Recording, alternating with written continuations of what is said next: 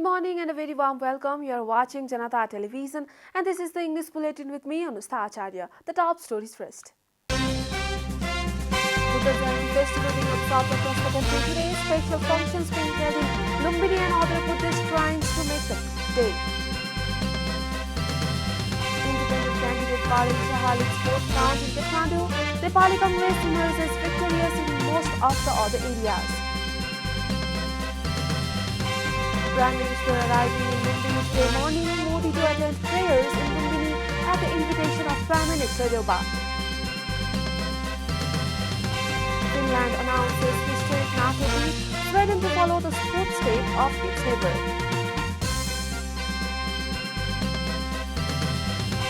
And Manchester City fight back to salvage a draw, title race open for Liverpool.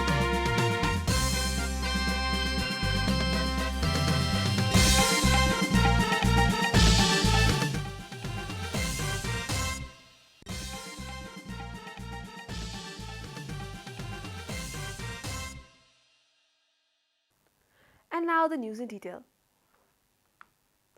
Buddha Jayanti, the 2566th birth anniversary of Gautam Buddha, is being observed across the country by commemorating his contribution to the establishment of world peace, a report.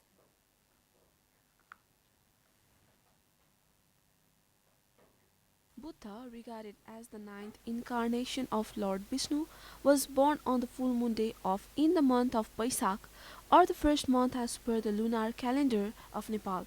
Interestingly, the day he was born coincides with the day he attained enlightenment and Mahaparinirvan on his passing away. The Buddhist communities in the world, including Nepal, observe this day with much reverence. The birth anniversary of Buddha, the apostle of non-violence and peace, is observed with special ceremony by spiritual leaders at monasteries. The government has appealed to the public to observe the Buddha Jayanti festival by illuminating light at their homes. Grand programs are being held in Lumbini, Swayambhu and Bodha on the occasion of Buddha Jayanti. Buddha, who was born in the royal family of King Suddhodhan of Queen Mayadevi of Kapilvastu, had left his place at the age of 29 for penance. He achieved enlightenment after 6 years of hard penance, then preached non-violence for more than 40 years. He is also regarded as the light of Asia. India's great emperor Ashoka was inspired by Buddha and gave up war to follow his footsteps. He also built the Ashok pillars and Lumbini, which holds a great significance from archaeological point of view. Buddhist philosophy is taught in the internationally acclaimed universities like Oxford, Cambridge and Harvard. There are also MA level programs on Buddhist philosophy at Tripwire University, Nepal Sanskrit University, Lumbini Bauddha University in Nepal. The teaching and sermons given by Lord Buddha during his lifetime of 80 years are documented as Baniya, Sutta, Abhidhamma and Tripitak. Results of the local level election held last Friday is being announced in some places, whereas the vote count has been delayed in other places. According to the latest update, the vote count has been completed in 85 local units, among which Nepali Congress has won 32 seats, CPN-UML has 30, CPN Maoist Center 20, CPN Unified Socialist 2 and other parties have won 1 seat. Among the 6 metropolitan cities, independent candidates Balendra Shah contributes to lead the vote count on Kathmandu metropolitan city. Meanwhile, candidates of the ruling coalition partners have been leading the vote count in other 5 metropolis. As per the latest update, independent candidate Shah leads the vote count with 5,400 votes against 2,900 of his nearest rival Keshav Sthapit of UML. Nepali Congress candidate Srijana Singh is third with 2,515 votes. So far, Nepali Congress is leading the vote count in 261 local units, followed by UML, Unified Socialist in 17 and other parties and independent candidates in 25. Local level election commission has admitted that the vote count will not be over within the allocation time frame. The Election Commission had earlier said it would complete the vote count by May 19. However, it has revised its target due to the human error. The Commission has also urged one and all not to drag the Commission into controversy due to the delay caused by human error. India's Prime Minister Narendra Modi will be arriving in Lumbini today, leading an 11-member delegation in course of his official visit to Nepal, a report. Modi is arriving here at the invitation of Prime Minister Sher Bahadur Deuba. The Indian Prime Minister and his delegation is scheduled to arrive in Lumbini at 11 a.m. His intercourse will include India's National Security Advisor Ajit Doval, Foreign Secretary and Indian Ambassador to Nepal Vinay Mohan Quatra, Joint Secretaries Arindam Bagchi and Anurag Srivastava, and Joint Secretary Rudra Gaurav, among others.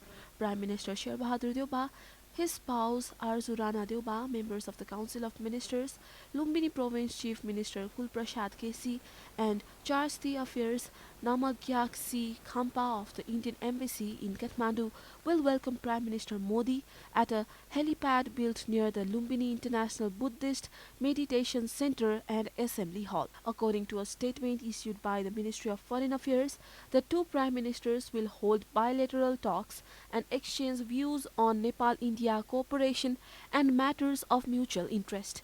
The Prime Minister of Nepal will host a luncheon in honor of the Prime Minister of India and the visiting delegation. The ministry believes that the visit of the Prime Minister will contribute to further strengthening the bilateral relations and the age-old socio-cultural bonds between the two countries. The statement further said this will be the fifth visit of Narendra Modi to Nepal as the Prime Minister of India. Modi is arriving here at the invitation of Prime Minister Sher Bahadur Deuba. The Indian Prime Minister and his delegation is scheduled to arrive in Lumbini at 11 a.m. His intercourse will include India's National Security Advisor Ajit Doval, Foreign Secretary and Indian Ambassador to Nepal. This is Janata. Bulletin will be right back after a short break.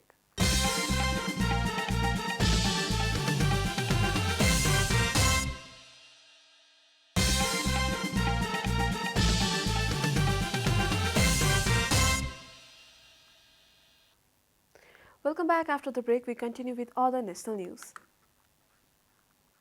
The government yesterday confirmed 7 new cases of COVID-19 across the country. According to the Ministry of Health and Population, the number of active cases of COVID-19 has dropped to 400 after 456 people recovered from the disease. So far, a total of 978,998 people have tested positive for the virus in Nepal, while 966,857 people have already recovered. No new death from the virus was reported yesterday. The death toll from the virus remains constant at 11,951.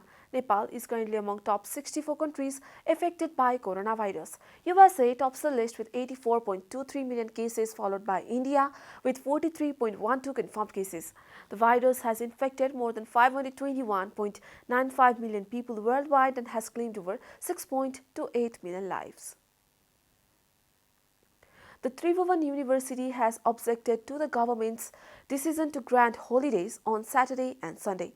The university has urged the government not to enforce 2 days a week holiday in educational sector, arguing that the educational courses have already been hampered by COVID-19 and lockdowns. Issuing a statement yesterday, the TU said classes will be run as usual on Sundays until further notice.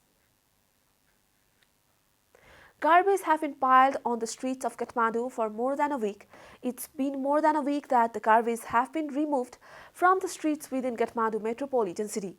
Due to this, people are compelled to cover their nose to avoid the foul smell of decomposed waste. The sanitation aspect of the city has been ignored as every attention of the concentrated towards the local election and the vote count. There has been difficulty in waste management of the city from time and again due to the agitation by the locals of cesspools and due to other various reasons.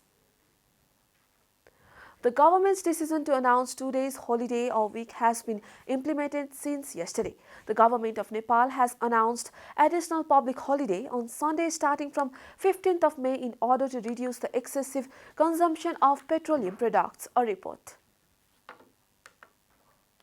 The decision for additional public holiday on every Sunday of the week was made by the Cabinet of the Ministers on April with these new arrangements where there will be holiday on both Saturday and Sunday.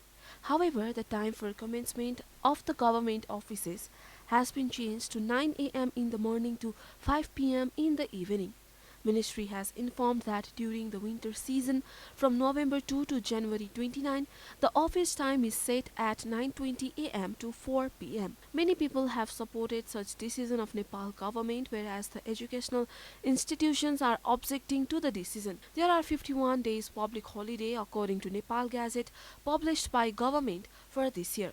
And with the additional Saturday and Sunday, there will be 129 days public holiday in total. हुन त म सरकारी कर्मचारी त होइन, म एउटा गाडी व्यवसाय भएको कारणले गर्दाखेरि चाहिँ सरकारी कर्मचारी के अरे 2 दिन बन्द हुँदा के अरे बिदा हुँदा चाहिँ गाडीको चाप अलिक कम हुने देखेको कारणले गर्दा र अर्को कुरा हामीले गाडीको चाप कम मात्रैको फाइदा नभएर तर 2 दिन छुट्टी गर्दा चाहिँ कर्मचारीको ड्युटी बिहान कति बजेदेखि कति बजेसम्म थियो भने त्यसलाई अलि छिटैदेखि ड्युटी सुरु गरेर बेलुका अलि ढिलोसम्म नै ड्युटी लायो भने त्यो 2 दिन बिदा गर्दाखेरि पनि त्यो काम उहाँहरूले भ्याउनु भयो भने ठिकै लाग्छ। The price of petroleum product is on rise in international market and its effect is evident in Nepal too. Hence, Nepal government has taken action to provide 2 public holidays in a week to bring the petroleum consumption under control. The general public has easily supported the decision of the government. सराहनीय नै लाग्छ मलाई चाहिँ किनभने जस्तो 2 दिन छुट्टी भयो भने एटलिस्ट यस्तो काठमाडौँ शहरमा चाहिँ कोही अब गाउँमा जानुपर्ने अथवा हैन कोही चाहिँ अब धेरै पढाइ अथवा जस कामले एकदम बोझले बसिरा हुन्छ नि उनीहरुलाई चाहिँ एउटा रिफ्रेशमेन्ट हुन्छ हैन। अनि अर्को कुरा भनेको चाहिँ घर बस्दाखेरि अब जो कोहीले पनि यो 2 दिनको समयमा चाहिँ सदुपयोग गर्न पाउँछन्। अनि जस अब सरकारी कार्यालयमा पनि कस्तो हुन्छ नि 5 दिनसम्म चाहिँ मजाले काम गरौँ 2 दिन रेस्ट गरौँ भन्ने हुन्छ नि त। अनि 5 दिनसम्म चाहिँ जस एउटा आफ्नो रेस्पोन्सिबिलिटी चाहिँ बढ्छ जस्तो लाग्छ किनभने हामीसँग 2 दिन छुट्टी हुने भयो अब चाहिँ के गर्नुपर्छ भने 10 to 5 अथवा 10 to 6 पनि मजाले काम गर्न सक्छन् के। अनि त्यो चाहिँ एउटा हुन्छ नि अब जस्तो जति पनि डेभलप कन्ट्रिजहरु हेर्दैछौँ नि हामी जस्तो युरोपियन अमेरिकन कन्ट्रिजहरु छ उनीहरु चाहिँ 2 days होलिडेज हुन्छ हैन। अनि उनीहरुको चाहिँ विकास चाहिँ कस्तो भने चाहिँ हाई लेभलमा गएको छ। हाम्रो पनि इन केस त्यस्तै भयो भने नेपालमा पनि केही हुन्छ कि भन्ने मेरो चाहिँ अपेक्षा छ कि। It is yet to see whether the decision to provide 2 public holidays will control the fuel consumption and will help in welfare of the state. And now the news from economic front.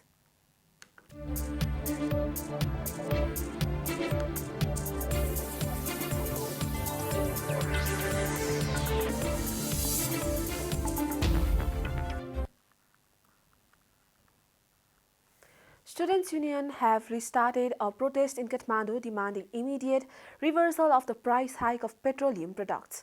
After the price hike of Rs 10 per litre on petrol, diesel and kerosene announced by the state-owned Nepal Oil Corporation, the Student Union reached the center office of the NOC in Teku and protested against the government, demanding withdrawal of the decision.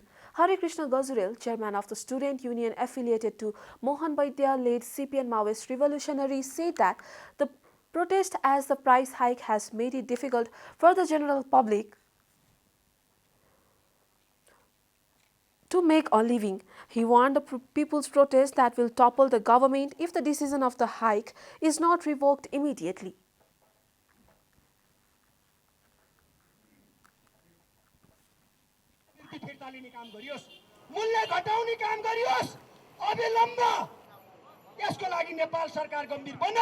त्यसै गरी Nepal oil निगम गम्भीर बनोस्।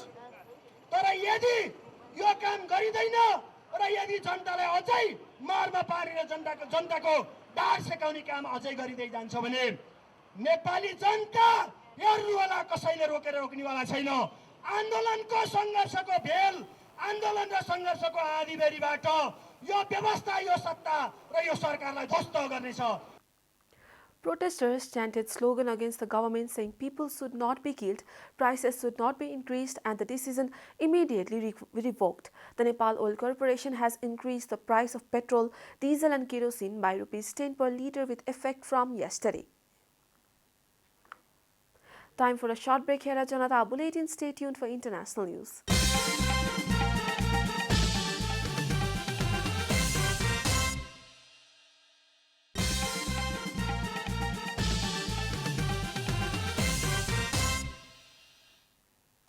Welcome back. Now the international news. The Finnish government has officially announced its intention to join NATO, and Sweden's ruling party followed shortly after in a twin development that paves the way for a possible joint application to the military alliance. Less than 3 months after Russia invaded Ukraine on February 24, the announcement on Sunday, first by Finland and then Sweden, were a stunning reversal of their traditional and long-standing policies of military non-alignment. This is a historic draw. A new era is opening, Finnish President Sauli Niinisto told reporters at a joint press conference with Prime Minister Sanna Marin. Hours later, Sweden also moved a step closer to applying for NATO membership after the governing Social Democratic Party backed joining the Transatlantic Alliance. The party said it was in favor to joining NATO, reversing its decades-long opposition amid soaring political and public support at home for joining the military alliance after Russia's invasion of Ukraine. Sweden's security needs are best served by NATO membership, Swedish Prime Minister Magdalena Andersson told a news conference as reported by Al Jazeera. The best thing for the security of Sweden and the Swedish people is to join NATO. Andersson said, "We believe Sweden needs the formal security guarantees that come with membership in NATO," she said. Jens Stoltenberg, the head of the North Atlantic Treaty Organization, has said that Ukraine could win the war against Russia, as he called for the first-track approval of expected bids by Finland and Sweden to join the alliance. Ukraine can win this war. Ukrainians are bravely defending the homeland, Stoltenberg said following a NATO meeting in Germany. Russian military advances appear to be flattering, he said, adding that NATO must continue to step up its military support to the country as reported by Al Jazeera. Russia's war in Ukraine is not going to Moscow had planned. They failed to take Kyiv. They were pulling back from around Kharkiv. Their major offensive in Donbass has stalled. Russia is not achieving its strategic objectives. An assessment by British military intelligence found Russia had lost about a third of the ground combat force deployed in February. Its Donbass offensive had fallen significantly, being behind schedule and was unlikely to make rapid advances during the coming 30 days, the assessment said. You are watching Janata Bulletin, and now the latest from the world of sports.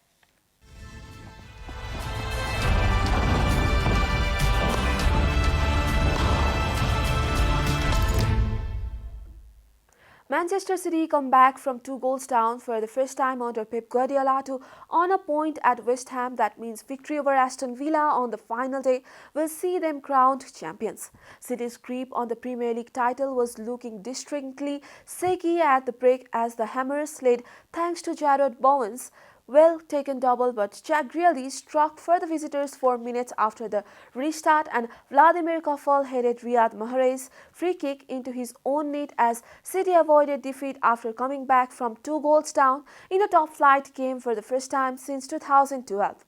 They even had a chance to win it 5 minutes from time, but Lucas Fabianski saved Mahrez's penalty after Craig Dawson had fouled Gabriel Jesus. Guardiola looked devastated at that, but given the situation they found themselves in at the break, with Liverpool potentially having the chance to catch them when they play on Tuesday, the final outcome was positive for the visitors. It certainly was for West Ham, who have qualified for European football through their league position in successive seasons for the first time in their history. Hurricanes' penalty saw off a stubborn Burnley side as Tottenham moved above Arsenal into 4th place and kept their Clatter's survival hopes in the balance. On a tense afternoon on North London with so much at stake at both ends of the table, Kane's sport kick of first half stoppage time proved enough to give his side 3 vital points in their bid for Champions League football. Spurs moved 2 points clear of the Gunners and win stay above them going into the final day of the season unless their North London rivals beat Newcastle at St James Park on Monday.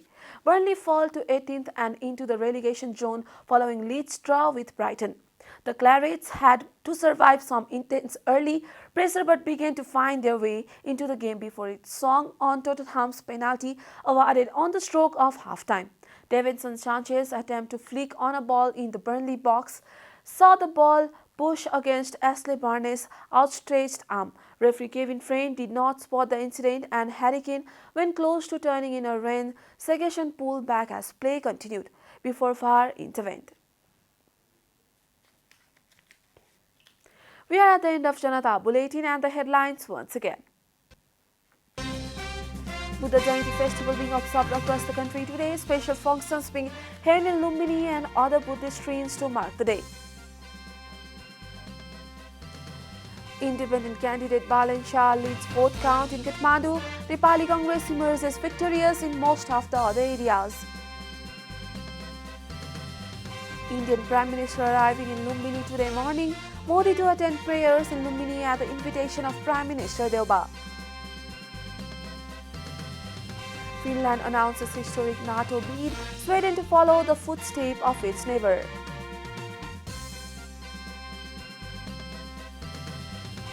And Manchester City fight back to salvage a draw. Title race open for Liverpool.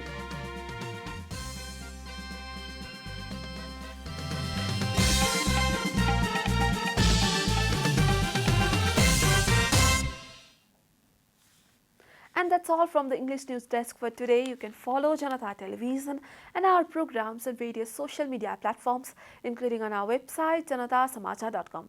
Keep watching Janata Television. Namaste.